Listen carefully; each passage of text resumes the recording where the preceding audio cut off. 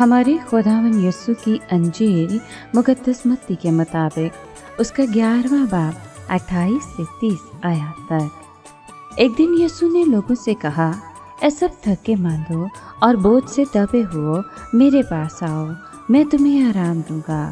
میرا جوا اٹھا لو اور مجھ سے سیکھو، کیونکہ میں حلیم اور دل کا فروتن ہوں، تو تم اپنی جانوں کے لیے آرام پاؤ گے، کیونکہ میرا جوا نرم اور میرا بوجھ ہلکا ہے۔ پاک کلام کے پڑھے اور سنے جانے پر خداوند کی برکت ہو، خدا کا شکر ہو۔ عزیز دوستو، یسوع نے دعویٰ کیا کہ اس کا اور خدا باپ کا آپس میں تعلق لاسانی ہے۔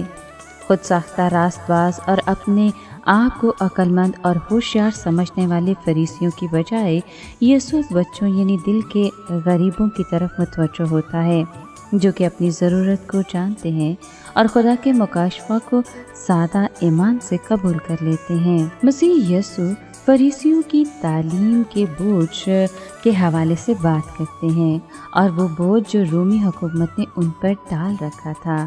اس کے برعکس ان آیات میں مسیح لوگوں کے سامنے بادشاہی کو پیش نہیں کرتا، بلکہ آرام اور خدمت کو، بشرطے کہ وہ اس پر ایمان لائیں۔